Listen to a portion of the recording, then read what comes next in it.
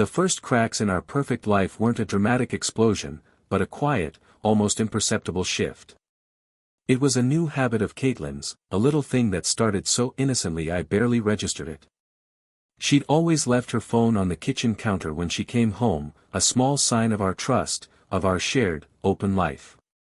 But about a month ago, it stopped. The phone would disappear into her purse the moment she walked through the door, only to reappear later in the evening, clutched in her hand. When I asked, she'd just smile and say work was crazy busy.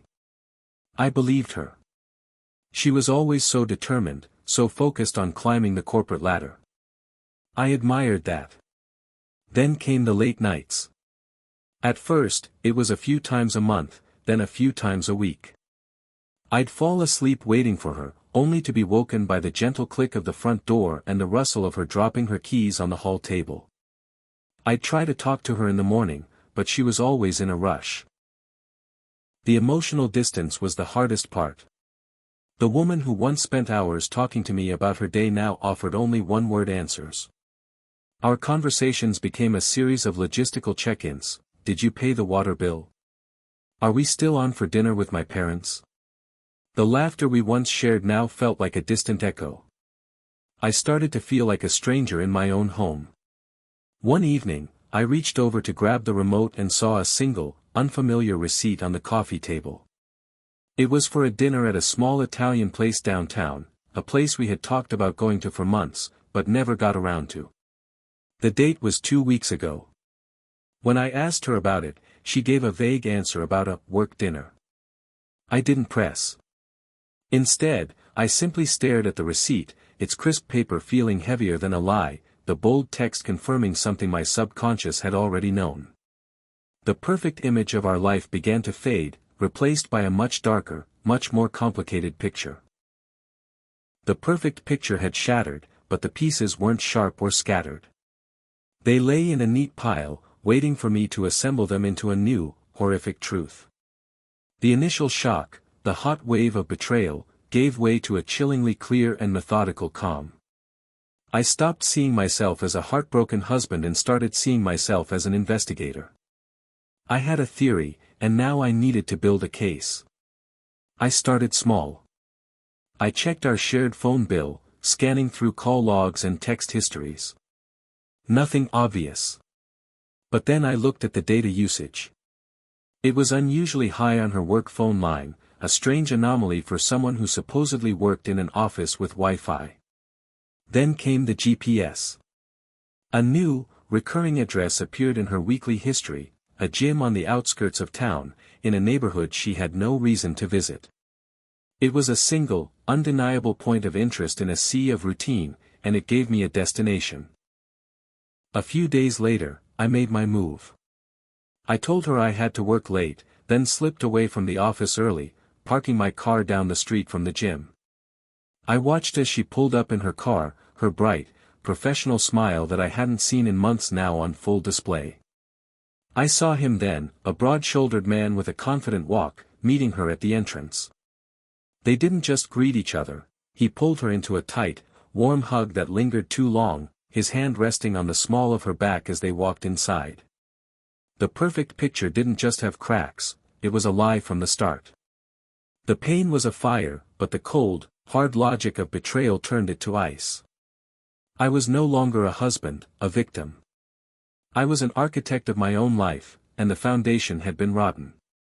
My grief was now a tool, and my mind, once clouded by love, became a spreadsheet. I decided there would be no grand confrontation, no shouting match in the middle of our perfect living room. That was what she would expect, a dramatic scene from a bad movie. My revenge would be different. It would be a business transaction. Clean. Precise. Devastating. I found a private investigator named David through a lawyer friend. He was a man with weary eyes and a quiet, professional demeanor. I gave him the address of the gym, the license plate of her car, and the name Mark. He didn't ask questions. He simply handed me a contract and a quote. Over the next few weeks, David provided me with a steady stream of photographs, timestamps, and credit card receipts. The photos of them at lunch, their hands brushing, her head on his shoulder. The hotel bill for a business conference in Orlando that was clearly not a conference at all.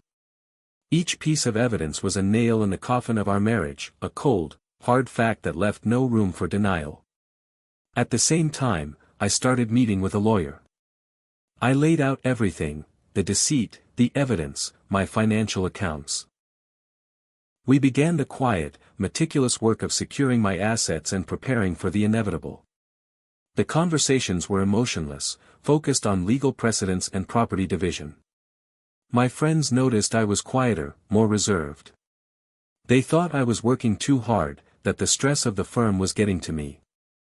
I let them believe it. I was working, but not on blueprints. I was working on a single, final blueprint, the design for her undoing. The waiting was the hardest part, but every day, my resolve hardened. I was not just building a case, I was building a new life, brick by quiet brick, on the rubble of the old. The restaurant was all white tablecloths and soft light, a sanctuary of quiet romance. We sat at a corner table, our anniversary celebrated with a bottle of champagne I had ordered. Caitlin was radiant, talking about a big project at work, a new client. She still believed we were on the same page, two people building a life together. I listened, nodded, and occasionally smiled, all while the leather briefcase sat on the empty chair beside me. In that moment, she was acting a part, and so was I. When the waiter came to refill our glasses, I opened the briefcase and placed a thick file on the table. The sight of it alone made her beautiful smile freeze. "What is this, Jake?" she asked, her voice a thin whisper. I simply slid it across to her. Inside were copies of the photos, the hotel receipts from her conferences, and a printout of the private investigator's final report. She looked at the documents, her eyes wide with fear and disbelief. I let her take it all in before I spoke. "I didn't bring you here to fight," I said, my voice calm, almost clinical.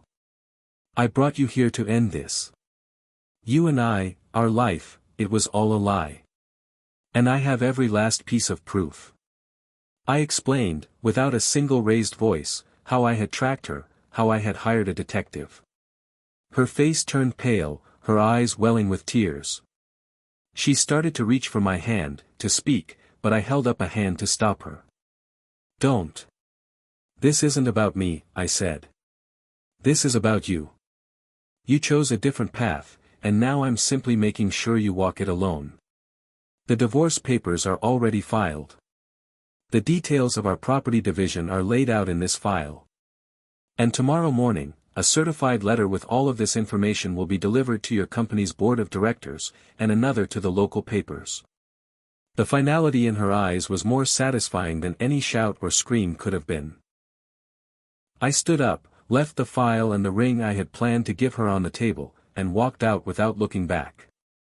The streets of Miami were bright and loud, but I felt a quiet, empty kind of peace. The perfect picture was gone forever, but in its place, I had built my own final, devastating chapter.